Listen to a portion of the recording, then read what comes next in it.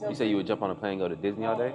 Yeah, so what would happen is we would sometimes stop working in the studio and we would jump on a plane, the Sony plane, and go to Disney. Yeah. Fly to Florida to Disney, and then come back the same day sometimes. You know, but Yeah. It's right down there somewhere. What's into my butt? There it is. Dodo bird. that's when she was nice to all of us. How long ago was this? What year was this? This This is Disney. I'm not home. You can call me again on the phone. Call me in the morning. Looks like one of those early 2000 recording devices. Yeah, I think so. Oh, I had a big giant. Actually, no, it was a small Sony handheld. Okay. So Sony got you guys right. Yeah, hold on. I'm just trying to look for something up and we'll get into it. No way. So Beyonce had never had wasabi, right? There's me with hair. Wow. Beyonce and LaToya Luckett had never tried wasabi, right? Mm-hmm. So we're in the studio working, and so we had some stuff. So you're gonna see me let her try wasabi for the first time. But there's so many things like that. Sure. How much of like your recording sessions and like your time back then did you actually record on film? On film? Yeah. Because that's like taking very few eyes have seen.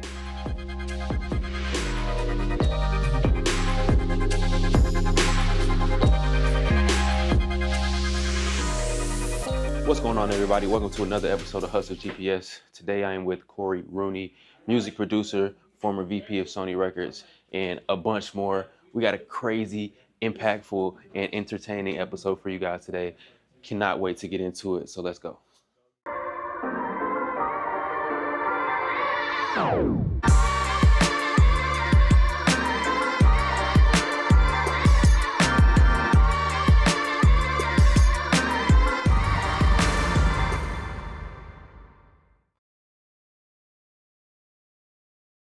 We've been talking for a minute, but I wanted to give you your flowers. So today, Billboard just released a list of the top 25 best producers in the 21st century, and you landed on that list. So, I mean, that is an incredible feat and spans the whole 21st century. So, what is that, 25 years now? So that is incredible. I wanted to give you your flowers and say congratulations for that. Thank you.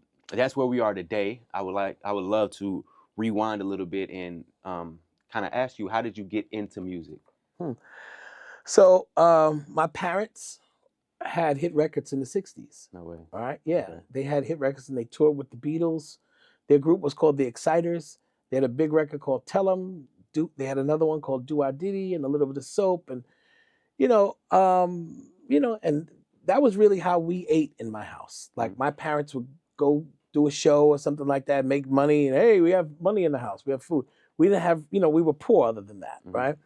And I grew up, it was in my household all the time. Everybody in my family was musical. Even sitting around all day on a Saturday, it was music going on. But the crazy thing is, with all of that going on, I actually wanted to be an architect.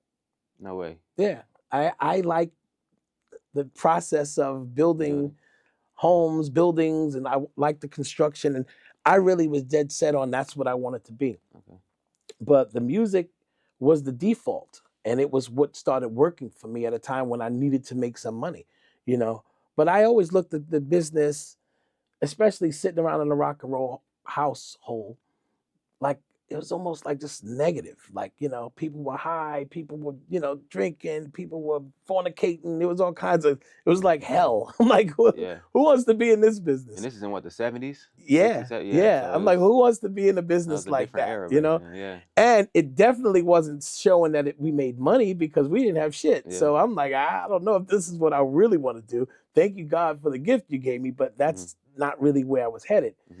But as a default, man, I got into it. My sister Tracy came into my room once and she woke me up and said, come here, I need you to put music to this song that I wrote. And I'm like, are you serious? Like, so she sat me at the piano. I was probably 12. And she and I put this song together. And some people from California heard the song and immediately wanted to sign us and do all of this stuff. And it was all happening so fast. I couldn't understand it. And I asked my sister, I'm like, you think we're gonna make some money? She said, yeah, we're gonna make a lot of money. Mhm. I said, like enough to buy sneakers? Can I buy sneakers? And she looked at me like, you freaking idiot. Of course you can buy sneakers. Yeah. You know, you're gonna make some money. But then for whatever reason, it didn't really happen. We went in the studio, we did things, but we never went further because I think my dad was the type of person who wanted control or nothing, you know? So he stepped in. I don't blame him for it, you know, because I believe that things happen when they're supposed to happen. So I went on with my normal life, and that was that. Yeah. But you know, then you fast forward. You know, I met a guy named Mark Morales who was in a rap group called the Fat Boys. Okay. You know, they made movies, they made records, all kinds of stuff. And you know, his mother and my mother met, and his mother, Rose Morales, had formed the record company and wanted to sign my mother.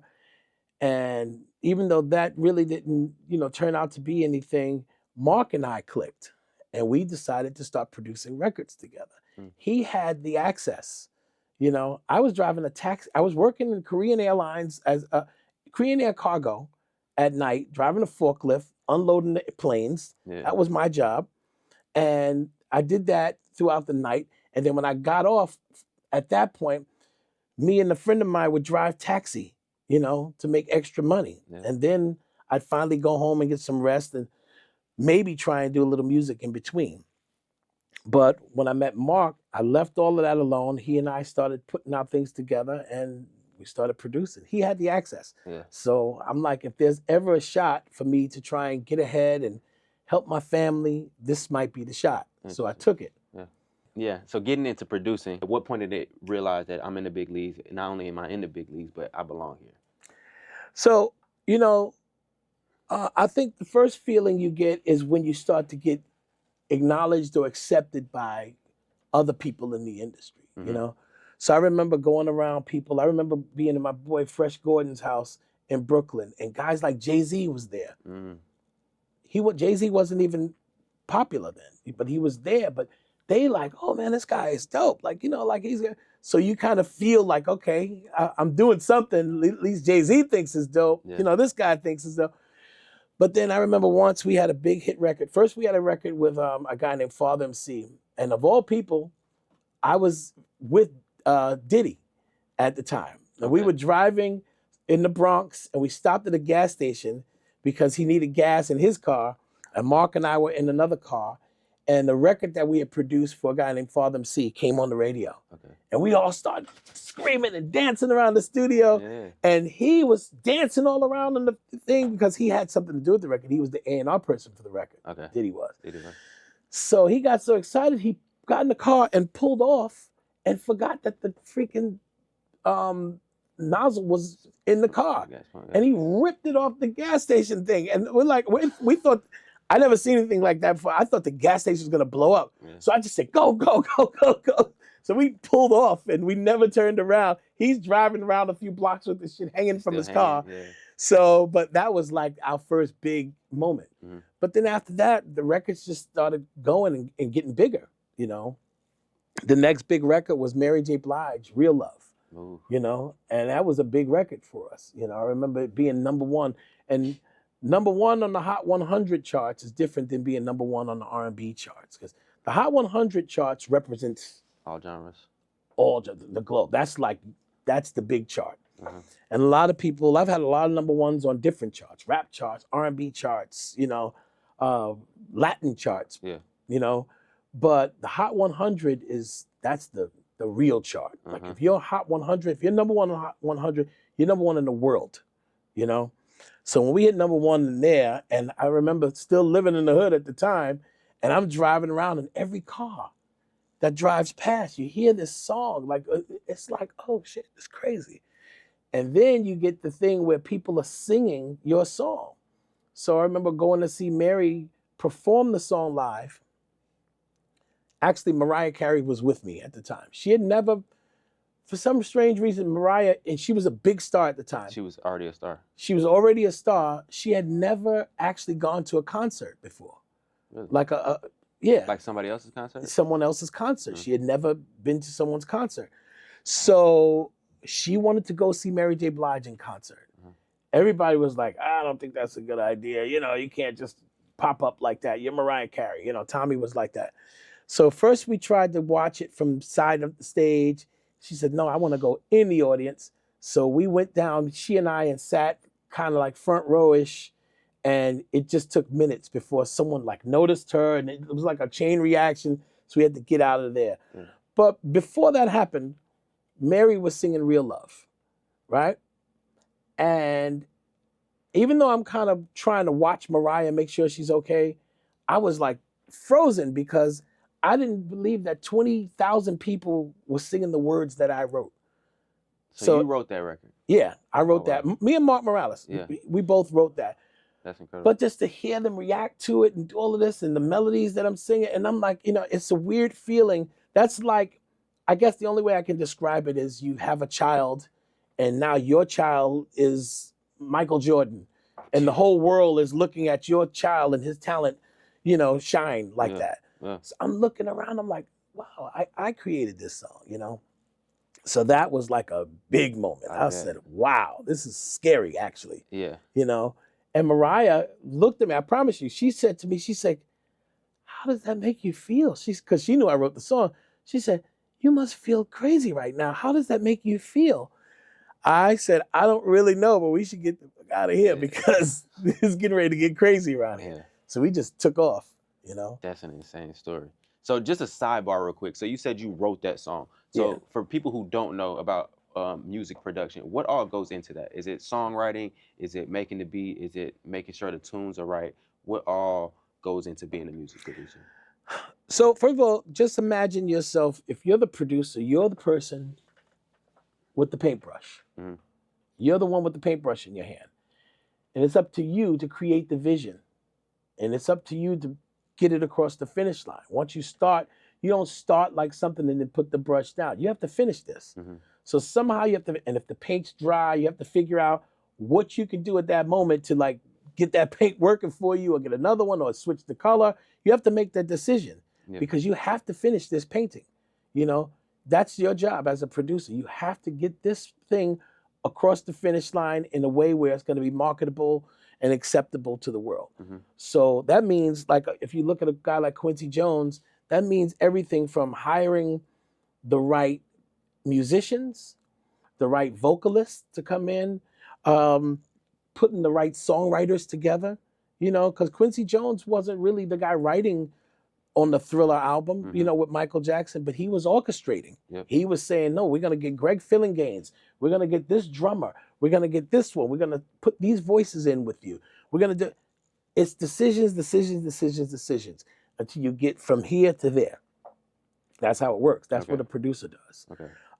Today, people call themselves producers because they bought a laptop and they have a program that allows you to like drag and drop loops. Hey, I produced this record. You did. You produced that product. You definitely did. But I would challenge them to sit there and deal with the egos that come with some of the artists. You want that's hard. That's harder than making the music. Because you got an artist that's saying, I don't like this.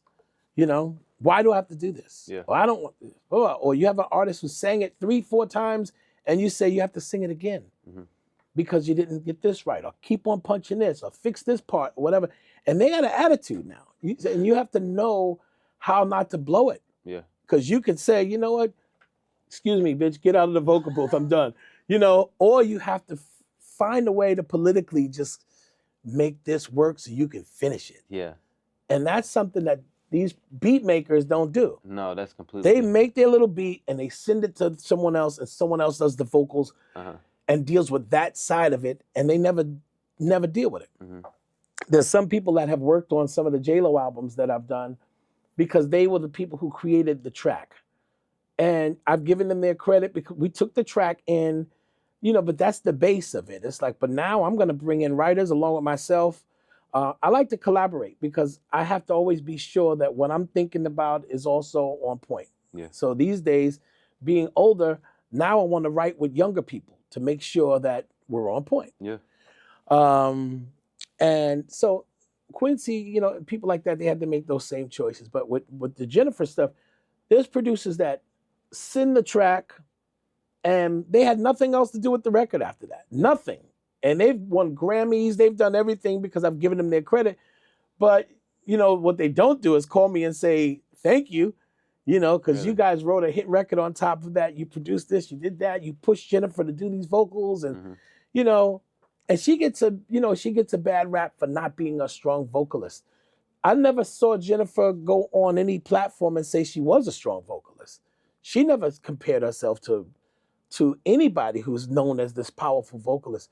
But what she is an entertainer. Yeah. And she's got balls this big. You know, like seriously, she's got the balls to say, listen, I'm gonna sing this song the best I can, but I'm gonna go out there and sell it. Yep. You know, and she can sell it better than most artists today can sell anything.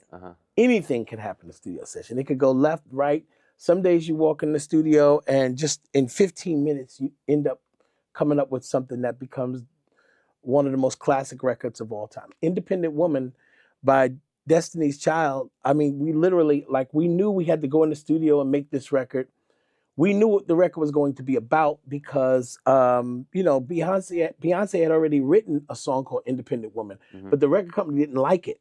So they reached out to me and said, look, we like the concept, but we need you to come up with a whole new record. So me and a friend of mine, Pope from the Trackmasters, we knew we had to go in the studio and make this record this day. But we bullshitted all day. We went to play basketball. We went to like the Guitar Center and went shopping. We did all this stuff. Then at the end of the day, we're like, oh shit, I forgot we got to do this. It took us 15 minutes to come up with Independent Woman, you know, which Like to write it? Yeah. Write it, produce it, record it, produce the whole track, come up with the basic melody for the hook and stuff. And then Beyonce was overseas at the time. And then we couldn't email anything to her. We couldn't Zoom or FaceTime or do anything like that with her. So there was something called EDNet, which was fiber optic lines that you could send something, you know, to someone, like, you know, musically. So we sent her that, and the way it worked is I had to press play on my end, and someone in Paris had to be in the studio waiting to receive it and press record on their end. So we sent her what we had, and the record company didn't want her to write on it because they didn't believe in her as a writer. But I told her, I said, listen, keep this between me and you. I like the way you wrote the other song. So take this track, these melodies and whatever in your concept, and write again on it. She nailed it. And she came in the studio a few days later. She flew back, went in the studio and did the record, and we all loved it, but the record company hated it. Really? They hated it. Why? Because they didn't have the ears to understand where things had gone musically. Yeah. So I remember this guy, Donnie Einer, you know, head of the company, head of Columbia Records, saying the record's not a hit. And I was so pissed off. I just said, honestly, I told Tommy Mottola, I said, like, this guy needs to be fired. He doesn't understand hit records. You know, he's not the guy for hits. And as frustrated as I was, they really stood on it. Like, it's not a hit, we're not going to release it. But the movie was intended to be in Charlie's Angels. I mean, the song was intended to be in Charlie's Angels. And the director heard the song and fell in love with it. And he pressed the record company and said, listen, I don't care what you guys think. This is the record I want for my movie. So they told him, okay, I tell you what, you can have the record for the movie, but you won't get single rights. We can't put, because it'll hurt our artists. It'll hurt their career. So just use it for the movie only. He said, whatever. It leaked to the radio by accident. The record all of a sudden got leaked, and it hit the radio airwaves and broke BDS charts. It stayed #1 for weeks and weeks and weeks and weeks. It broke all the charts. So I had a really good time throwing that in their faces, the record company, like, you old bastards. I was right, you were wrong, you know? I'm sure that must be frustrating on a sense of record labels not understanding like what a hit sounds like. So what are some other experiences in which you had to go like push back against Oh what they my thought a God. hit was versus what you knew a hit was? So I'll tell you, that happens often, believe it or not. It happens often. Sometimes you gotta. I've done things where I've had an executive come in to the studio, listen to a record, and tell me, "I think you should change the verse because the verses, these new verses are not right." And then they leave, and then they come back a few hours later, and I say I changed the verse. I didn't. I lied to them. And they go, "So you see, this is what I'm talking about. Now it's great." Yeah. And we're looking at each other in the studio like this fucking asshole. Yeah. Like, sometimes you have to do that because, look, we live this every single day. I mean, any producer who's really on top of his game, you're supposed to keep your ear to the street Yep. and, your eyes wide open to everything that's going on because it's like real time. Everything that you do, every move you make in the studio, it has to translate and be relatable outside the studio. And these guys sit in the office all day. I used to challenge them all the time. When's the last club you went to? Yeah. When's the time you rode a city bus? Or just drove around in your car on the weekend and like just listen to music and watch what's going on in the world as it play out. Because Yeah. everything we listen to is like the soundtrack to what's going on. Mhm. They don't do that stuff. Are those even musically sound people or are they businessmen? Some of them, most of them are businessmen. Okay. Most of them are people That's what I who figured. started, over here in business affairs or here they were runners for the company and they worked their way up and because of loyalty or something else, they just worked their way up. And um, some of them have that blend. Like Tommy Mottola he had real music chops. Mhm. He was an artist. He was signed to CBS, which became Sony. He was signed as an artist first. And who is Tommy Mottola? Tommy please? Mottola is a very legendary record executive. He was famously or infamously known for being married to Mariah Carey, Okay. but he was also a mentor to me. And like there was a lot of good and bad that came with it because his reputation was like the dark, you know, crazy, like, guy. They compared him to Michael Corleone and, gangsters and things like that. And Yeah. he was known to really push his way around in the business. Uh-huh. But it was effective. And so I think even though he had music chops, his strength was that he really knew how to push his way around and get what he wanted. Yeah. So it was like he had a global button. If he wanted something to go number one, it went number one.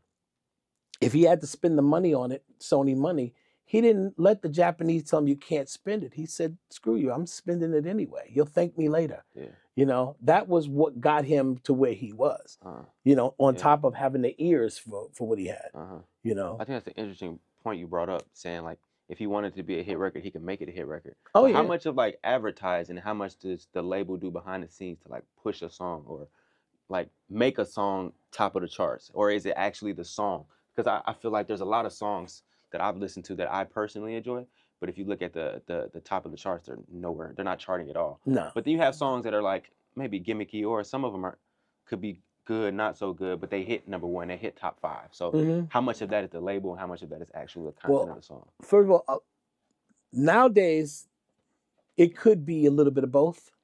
But back in the day, it was everything. It was the label for sure. Yeah. The label has the power to push because back in the day they used to pay record companies, not record companies. Back in the day, labels had the relationships with all of the radio stations and things like that. And even more so today, like moving forward in today's world, you have the big conglomerates that control everything. Yeah. So iHeartRadio, for instance, right? iHeartRadio, Live Nation, things like that. They not only control all of the radio platforms, right? Yeah. But they control the venues. So it's smart for the label to say, okay, this is our artist, and we want you guys to make her the biggest thing in the world. So who are you gonna hear on the radio all day? Yeah. That artist. And the more you hear it on the radio and they have that hit record going on the radio, you're gonna sell tickets. Yeah. So it all works hand in hand. Like Uh-huh. we're gonna sell a Beyonce tour because all you're gonna hear on iHeartRadio is Beyonce, Beyonce, Beyonce, Yeah. or Taylor Swift, or Rihanna, or things like that. And the other artists, they won't really spend the money for an artist that's not really buzzing like that. Yeah. Like if it's an artist with a catchy little tune, they'll watch it and let it go viral, and they'll do minimal stuff. They'll put it on all the platforms. Today's world is easy. Everyone's got a podcast. Everybody's got some sort of platform, But until it really bubbles up, and goes crazy, then they'll leave it right where it's at, because some of them like fizz up and then just die. They die back down. That brings up an interesting point. It reminds me of the term industry plant. I don't know if you're familiar with that term, but basically when people on the internet, social media and whatnot, they see people that blow up out of nowhere and their songs or their albums are charting #1, not even just in music, but in a lot of different things. They label them an industry plant. So you're kind of saying there's truth to that. Of course there's truth to it. But it's not just the music industry. There's a plant everywhere. And I'm going to tell you, not that I agree with it, but I'm going to tell you why I understand it. Because it's called marketability, right? Some guys, like I'll start years ago, there was artists that were black artists. They don't appeal to the masses, okay? There's not little white kids in Arkansas like understanding, the black culture like that. But if you give it to Elvis, same music, same type of thing, but he looks like us. They can relate to it. You understand? Like it's just a bigger platform. It's a bigger thing. So boxing, music, entertainment, like television, it's all the same. And I don't know. I mean, yes, I believe it's been intentional, but I understand why it works for them. Who would you say is the most difficult artist you work with? Okay. It's difficult. This person was Lindsay Lohan. Really? Yeah, and she wasn't difficult, like in the sense that she gave me an attitude. She was actually amazing. We had a lot of fun together. Great person. But difficult because she just was an actress who treated the music schedule like her acting schedule. And she's like, "Oh, I'm not coming in today. I flew in from New York to be here for you to do this record today. Don't blow me off till next week because you don't feel well," or because the excuses that she would say. One time she chipped her tooth because she was drinking and she chipped her tooth or something like that, and I can't come to the studio. I wanted to say, you should take your ass to the dentist and get it fixed and show up. Because at the time, for me to travel from New York to here, I hated California, and I can't believe that I live here now. I hated it so much. I dreaded coming here. Back then? Back then. At what time was this? Lindsay Lohan? Oh, man. 2000s? Yeah, early 2000s. Yeah. But I've always hated to come here, Really? Always. It just wasn't like, I used to look around, I'm like, well, okay, what's the big deal? They got palm trees, nice, but I'd rather be home. I'm a type of person, I just want to be home. Right. So I would get out here, and for her to blow that off would piss me off. I'm sure. Especially when you work with Michael Jackson, and Michael Jackson tells you, what time would you like me to be here tomorrow? And I'm like, you tell me. He said, no. He said, I want to work with you. That means if you're the type of person that wants to work at 8 in the morning, then I'm going to I'm going to be here at 8 in the morning because I want the best out of you. I don't want to compromise who you are, what you do, or the way you work. So I'm going to be at 8 if you tell me 8. That's crazy to think about. So this is Michael Jackson's attitude versus Lindsay Lohan's attitude. I'm like, man. That actually stopped me from doing the whole album. I was supposed to do the whole album with her, but I got through the one song, which became a big hit, believe it or not, for her. I did the one song and I was done. Yeah. I don't know Lindsay Lohan to be a musician, to be honest, but I'm not too much into the music industry. She had one hit record called Rumors.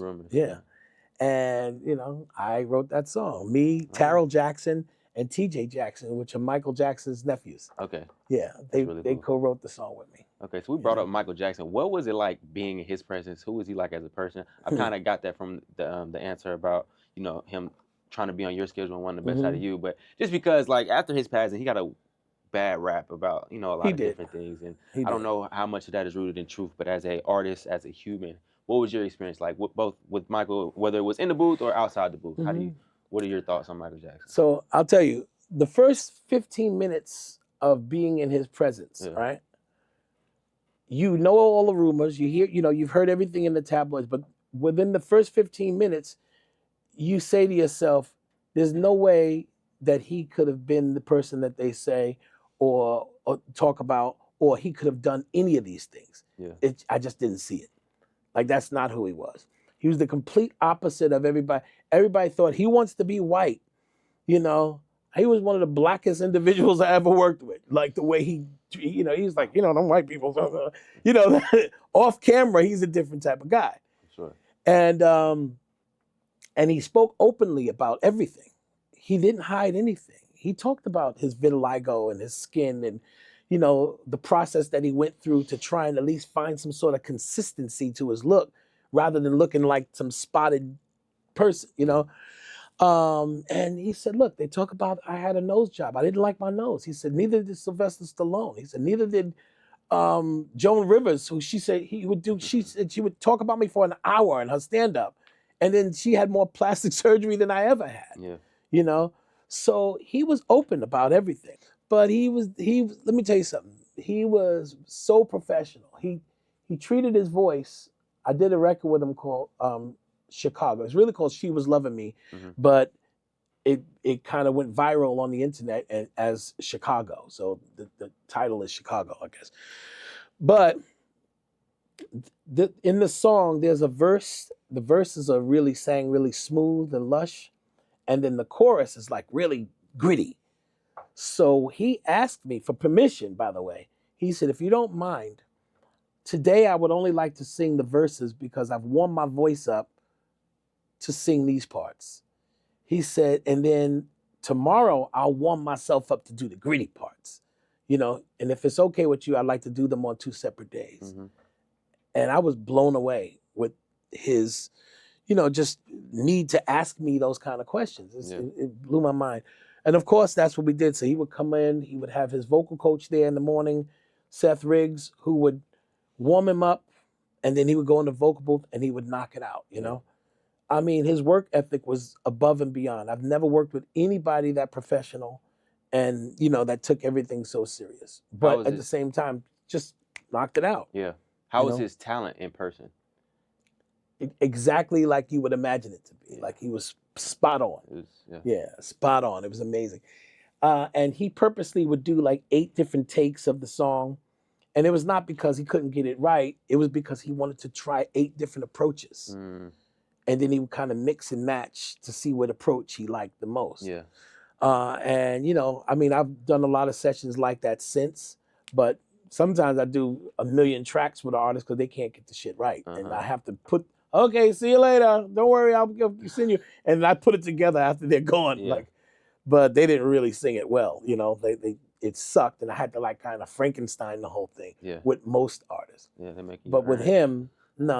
It was just one after the next was more amazing, and you just pick which one you want which performance you want. Yeah, which one matches kind of the vibe of the theme of the song. Yeah. I saw a clip on TikTok where it was just the acoustics of him singing, and I didn't realize at the time, at the time I realized because I watched the clip, but when I used to listen to Michael growing up, I didn't realize that he would layer his voices on top of each other. So it's almost like he had a band of it, but it was really just all his voices in different tones. Right. And I just feel like that's something that a lot of artists don't do. So I think it kind of leads me to my next question of how different or how better or worse is the quality of music today than it is back then, and like the work that goes into it. Because somebody like Michael, who's like you said, that professional, that I want to do this on this day because I need to get this approach right, and the chorus is so different that I need to do this on a different day. Like that thoughtful, that meticulous about his approach and his work.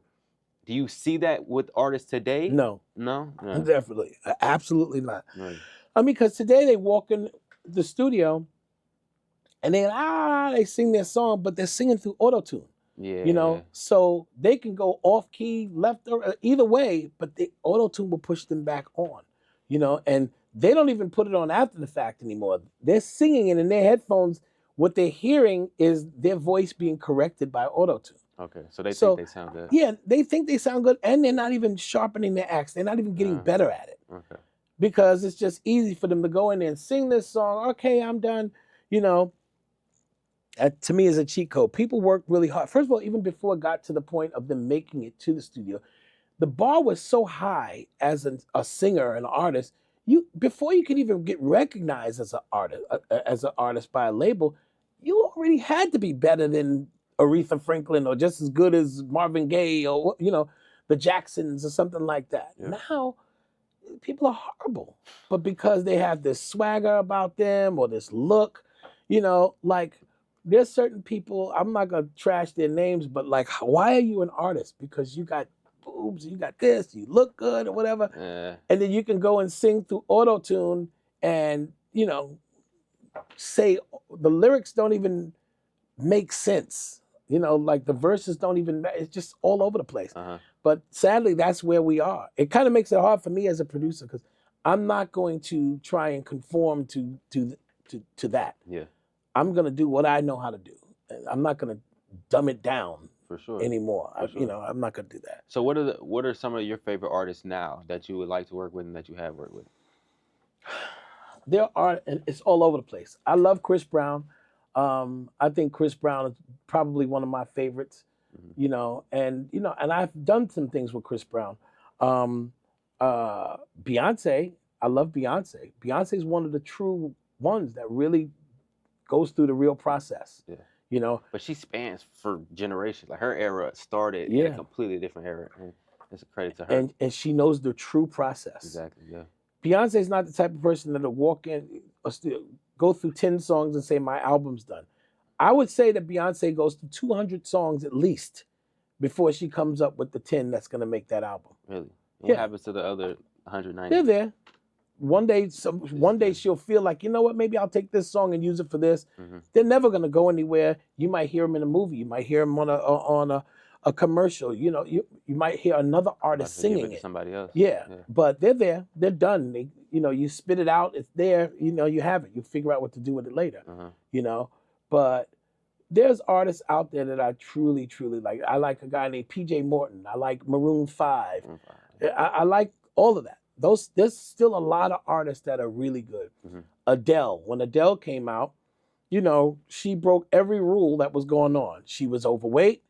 Now if she walked in a record company and said, "Hi, I'm here for a record deal," it would have been like, well, we're not sure. But she opened up that mouth of hers and sang this big song, and she blew up in the UK, and then it came here. So she kind of went around all of the Chicos. Yeah, and she had hits. Hit records are very important. Yeah. That's the thing. Like, you still, at the end of it all, it has to be a hit. The song has to be a hit. Otherwise, it's just not going to, stand up. It's not going to hold up. In your opinion, what goes into making a hit? Like, what does a hit have to have? You had a checklist for what a hit is. What does it have to check off? I mean, I tell you what I try and do.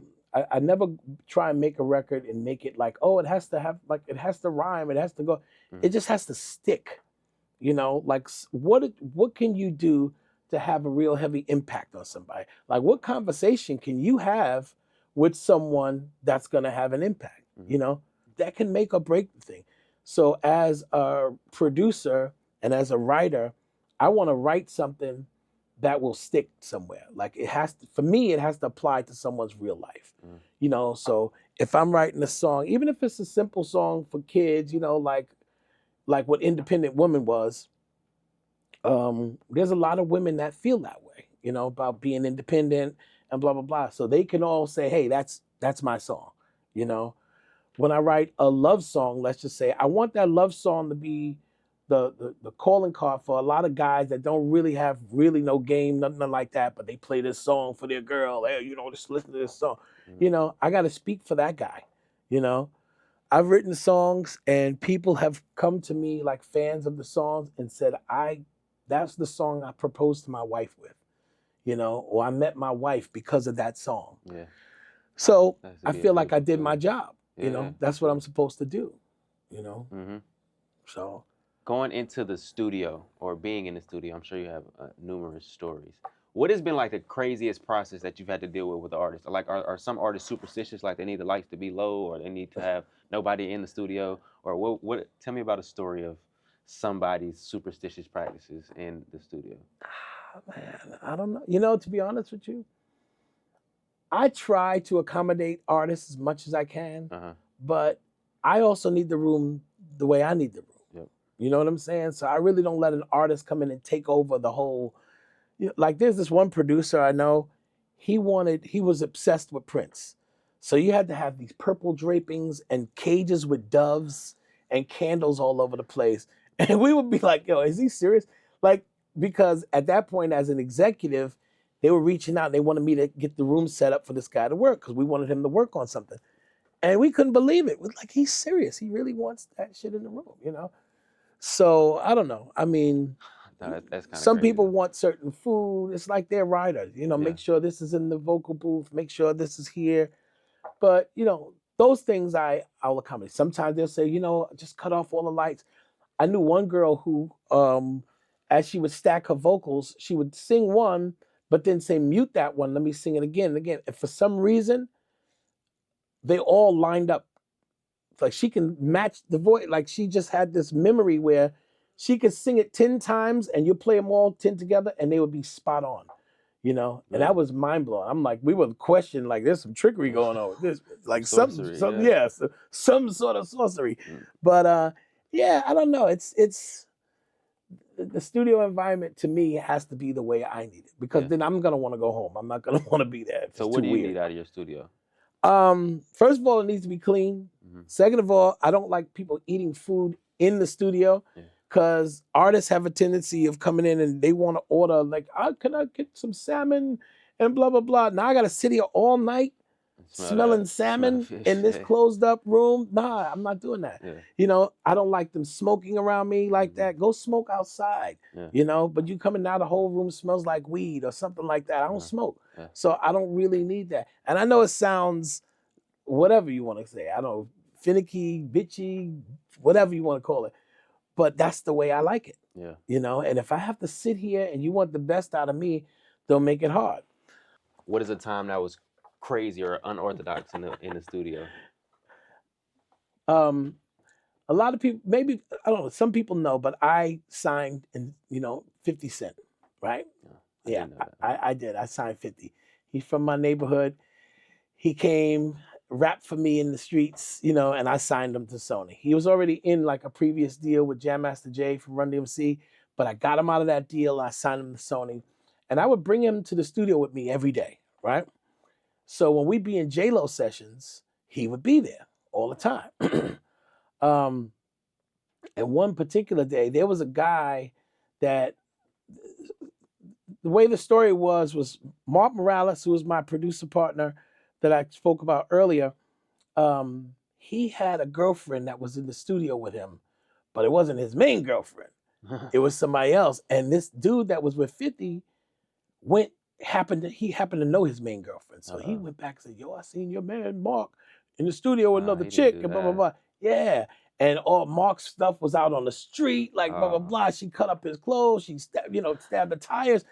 It was drama. So Mark called me and was like, yo, this dude really, killed me. So I told 50 about it. I said, yo, 50, your man really bugged out, did all this. 50 said, listen, I'm out of town, but I'll be back tomorrow. He said, let me deal with him. I said, okay, cool. So the next day, we're in this Hit Factory. I'm there with Jennifer Lopez. We're all just sitting around. 50 walks in with the guy. So 50 walks to me right away and he whispers to me, like, yo, what's up? Where's Mark at? I said, I think he's home. He said, call him on the phone. Call him. So I call Mark. I put Mark on the phone. 50's like, yo, all right. Yo, the guy had no idea what he was walking into. 50 said, yo, I'm here with so-and-so, Mark. What's up? So now tell me what happened. So Mark's telling him what happened. The guy's going, no, but that's not what. But 50 told him, shut up. Don't listen. And he said, let me talk to Mark. So he gives 50 gives him the phone. The guy's talking. And he's like, them fists is okay, enough. Take the phone from him. Yo, Mark, I'm gonna call you right back, all right? Put his phone up, boom, rocks this dude. And starts beating him. And Jennifer goes, oh my God, oh my. She starts screaming, like, what is going on? What is going on? And 50's just dusting this dude off and laughing. He's beating this guy up and laughing because he's laughing at Jennifer's reaction. He's like, I'm sorry, Jen, but boom, boom, just rocking this dude. So finally the dude was like, I said, chill. Yeah. He said, all right, I'm sorry. He tells the dude, get up. He said, go outside and wait for me. And the dude was like, yo, what 50? He said, go outside and wait for me, bro. And Jennifer was like in shock. And he's like, I'm sorry, Jen. I'm sorry. He goes downstairs in the elevator. Then we look outside the window, and he's kicking his ass some more outside. Oh my You know, God. and then 50, the guy walks off, you know, all beat up and everything like that. And 50 came back upstairs and he was laughing and apologizing. I'm like, yeah, that's not the first time 50 did that in the studio. He beat up another dude in the studio, almost the same type of story. Only this guy was in the studio as a rapper. He was also signed, and this rapper was signed to Mariah Carey's label at the time. But he was one of those guys that just made up stories, fictitious shit. And 50 just hated. 50 was mad at him because he had actually, before that day, he came up to the label and he stole something from someone's cubicle. Mm-hmm. So they changed the law in the studio. I mean, the rules in the office. So they said at night, after hours, artists can't be on the floor. And 50 didn't like that because he was really at the time trying to be out the hood, off the street, and he liked being at the label. Yeah. So he was pissed. He's like, yo, this dude messed it up for everybody. So of all, and 50 kept telling me, when I see this dude, I'm gonna smack him. You know, and of all people, I get in the elevator, you know, with 50. I was with 50, and who says, "Hey, hold the elevator, hold up." This guy gets in the elevator. So I'm like, oh, no. Elevator too. Yeah. You got nowhere to go. Yeah. So no, so I'm like, and I'm looking at 50, and I'm like, yo, chill out, bro. Yeah. So 50's like, yo, and he's saying, the guy can hear him. He's like, yo, I hate this. I hate this. I hate them. I'm like, all right, but chill out, chill out. So everything was going good. And they were sitting, this guy was sitting in the session, he's smoking, he's rolling his weed, and 50 just standing on the side looking at him, watching him talk. And the guy kept saying, then he said something, and 50 said, you know, I hate people like you. So there was girls there, so the guy goes, oh, see, you one of those rappers that be hating on people, like you just like. 50 got so mad, he, excuse me, boom, hooked the guy, because the guy's head was leaning down. Yeah. 50 uppercut this dude so crazy. And then the guy jumped up and he looked around. He goes, oh, y'all trying to jump me. No. And we was like, jump you? So everybody was mad, like, jump you? Yeah, He's like, yo, that- kick his ass, 50. Like that, kick his ass. 50 beat him up so bad. The guy was trying to get away and 50 was choking him out. His feet, he started crawling up the wall while 50 had him by the neck. You know, then 50 just had him, his legs, and 50 just dropped him on his head. Oh my You know, God. oh man. Nah, But I 50's a kept telling savage. 50, this was before, unfortunately, before he got shot. And I told him, I said, listen, you can't keep beating people Yeah, up, you bro. can't just keep doing that. Because everybody's not going to take an ass whipping like that, Yeah. excuse me, or take an L like that. No, he could- So, you know, there's a lot of stories. 50 has provided some really interesting studio moments, to be Yeah. honest with you. Yeah. But, you know, he's one of the true rappers that everything he rap about, he live it. That's what I was He's gonna get real. to. I feel like 50's one of the most authentically himself person Yeah. that I've like listened to, especially growing up. His Yeah. you know, And Get that's Rich or why Die he Trying was trolls huge. people so much, because Yeah. he knows you're not really You're not about that really like life, that, and I'm yeah. going to expose you. Uh-huh. So I'm going to say what I need to say about you, and I dare you to prove me otherwise. Yeah. And he knows it. He knows Rick Ross ain't like that. Yeah. You know, that's why he's saying that. No.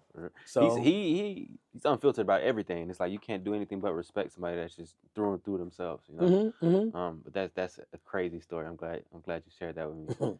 So you brought up Mariah Carey a lot and J-Lo. What was it like working with them two? completely opposite experiences. Really? You know, yeah. And I'll start with Mariah. And you know, my role in Mariah's life was like completely different. At one point, I didn't produce a record for 5 years just because it was almost like I just became her personal like A&R executive, friend, you know, whatever, all of that stuff. And she and I were really close at the time. I considered her a sister, and she considered me. I would like to believe that she considered me a brother. Mm-hmm. And I know that to be true because once everything started to hit the fan with her and Tommy's relationship, you know, it hurt her really bad, you know, because she thought that I sided with Tommy, Yeah. right? And this is a story I never really tell on camera because, you know, at the time it just wasn't the right thing. But at this point, you know, we just got to talk about it because it's affected her in a way where she, to this day, thinks that I betrayed her because she was made to believe that I chose Tommy over her. Mm-hmm. And that really wasn't the case. It's just that back then, Tommy had a way of, first of all, Mariah was doing things, she was out of control. And she always famously talks about being trapped up in this relationship. Tommy never let her do things or whatever. But she was sneaking out of studio sessions, going to see Derek Jeter. She was doing all kinds of crazy stuff. And I had to keep that a secret, you know? And I'm like, okay, I don't like to be in the middle of this, but, you know, Tommy would call the studio, hey, what's going on? Nothing, you know, what's going on. You know, I'd have to lie and say there's nothing going on, you know? And I did that for a long time. I always protected her. But then it started to get worse, and I was in the middle of it, right? So there were times where, there was one particular time when they were going through what they were going through. And it happened to be their anniversary. Now, they were actually legally separated. But for face value, they went to have dinner the day of their anniversary just for the public, and then that was that. But Tommy, you know, because he's got like tentacles everywhere, he found out that for some reason she set up a studio session at the Hit Factory, but there was 2 Hit Factories. There was the new Hit Factory and the old Hit Factory. Mariah never worked at the old Hit Factory, never, because that was where all of the rappers and everybody was, and Tommy never wanted her down there. Yep. But she booked the session at the old Hit Factory, and she booked the session at like 10:30, 11 o'clock at night. And he found out that she had hair and makeup coming down there and all of this stuff. So something wasn't right. Yeah. So I'm sitting in front of the Sony studio. At the time, I had a convertible SL Mercedes. And it's June 25th, because that was their anniversary. I was sitting there minding my business, listening to, because what I would do is go out in the car and listen to music to make sure the mixes was right. So Tommy calls me on the phone. He says, what's up? He said, what are you doing? I said, I'm just sitting in the car listening to some music. He said, I need you to do me a favor. I need you to drive down past the old Hit Factory and tell me what you see. Like, tell me if, you know, if there's something that stands out. And I already knew where this was going. So I'm like, oh, brother, here we go. Like, I don't like this shit. I'm in the middle of it. Yep. And so my plan, because I usually would do this, and I would tell, I tell them now, I tell them the truth. Sometimes I would have to lie to you, bro, just so you can go to sleep. I would lie. Everything is fine. Go to sleep. You know? Yeah. But this particular night, I can hear something different in his voice. And so I said, okay, my plan was I'm going to circle the block. What can I possibly see? You know? So I go down there, and just as I got to the corner of 8th and whatever, 50-something, whatever street, a yellow taxi pulls up, and it's him. He jumps out of a yellow taxi. Tommy? Tommy jumps out of this yellow taxi. Yeah. And I'm like, oh, shit. Like, first of all, it was crazy to see him in a yellow taxi. Mm-hmm.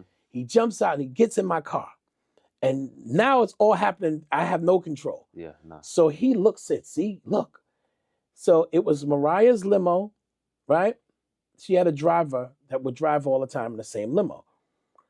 Her limo, but then it was her assistant's Blazer. Like her assistant drove a little Blazer. And both cars were there. So Tommy said, that's strange. Normally the assistant would go pick Mariah up in the day and ride with her in a limo. That way they have one car. Yeah. Why are both cars there? Just as we say that, Mariah and the assistant come walking out of the Hit Factory. They leave the limo and they get in the Blazer. So now Tommy's going, look, you see what's going on? He said, follow them. I said, oh, shit. And you're in a convertible, easily identifiable car. Yes, and she knows my car. She knows my car because she had the same car. Yeah. We had the exact identical cars. She had tan interior, I had black. So she knows my car. So, man, we jump in the car. We're in the car, and he goes, follow them. So I'm like, oh, shit. So I'm like, okay, we drive. And they would stop at a light. He'd go, pull to the side. I'm like, there's no one else on the road. They can 100% see us. This is crazy. So long story short, we realize where she's going. She's going to Derek Jeter's apartment, you know? So Tommy's seen enough. He starts going crazy. Like, he's ready to shoot both of them. Like, he's really ready to hurt somebody. And I pulled off. And he was pissed off because he wanted smoke. He wanted all the smoke. Yeah. I pulled off, and we went back. I'm like, look, she's not worth, or he's not worth, this is not worth you going to jail losing your job, ruining her life, her career. It's not worth this. Yeah. So we went back. Tommy was staying at the Trump International Hotel at the time. So we got there, and you know, that was it. That was the night. I mean, he was going crazy. He was pissed off, but he finally realized, okay, it's now time to give this up. Yeah. So he called, you know, the Japanese at Sony and just said, look, I'm going to make this big announcement and blah, blah, blah, blah, blah. And he decided that he was going to let go, you know. But the story continued the next day because Mariah calls me and she says, why were you following me last night? And I'm like, oh, shit. So I said, you know, Mariah, I said, listen, please don't make me give you the answer to that. I said, you're smart enough to figure this all out on your own. I said, so please, I'm asking you, don't make me be the one to give you a straight answer. And she said, you know, I never would have thought of all the people he would be able to turn you against me. And I had to let her believe because it was the easiest thing. Because at the time, if I would have told her, no, Tommy did this, Tommy did, she would have used that to destroy him. For sure. Anything I would have done, one would have destroyed the other, and it would have destroyed so many other people's lives, and I would go down in history as the rat that ratted everybody out and did everything. So I just let her believe what she wanted to believe. And to this day, she believes that. You know, she believes that I intentionally, you know, went against her. What I intentionally did was saved your life that night, to be honest with you. That's what I really did. And then there was another incident also.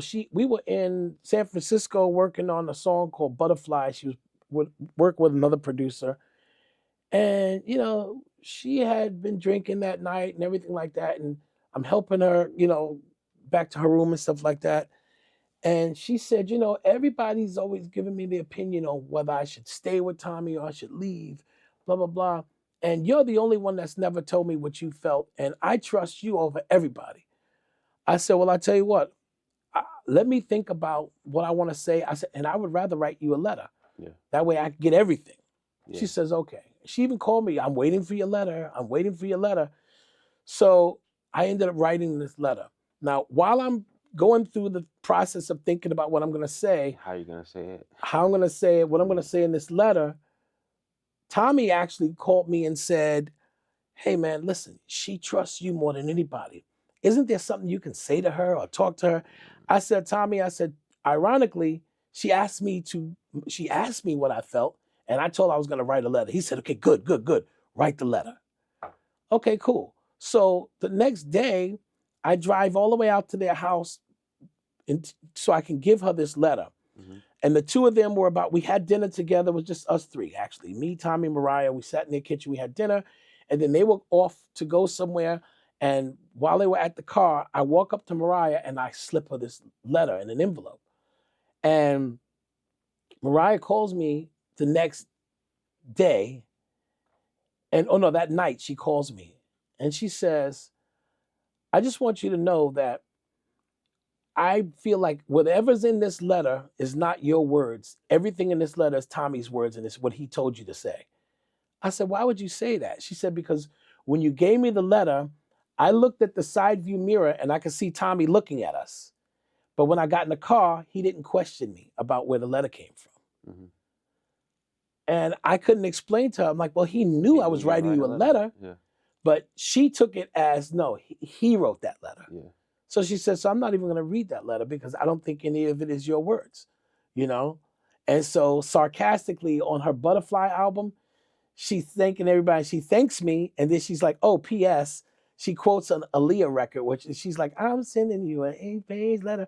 That's Aaliyah's song. Yeah. So she says, P.S. I'm sending you a 7-page letter because it was a 7-page letter that I had written her or something like that. So she played on that on the credit, the thank yous. Wow.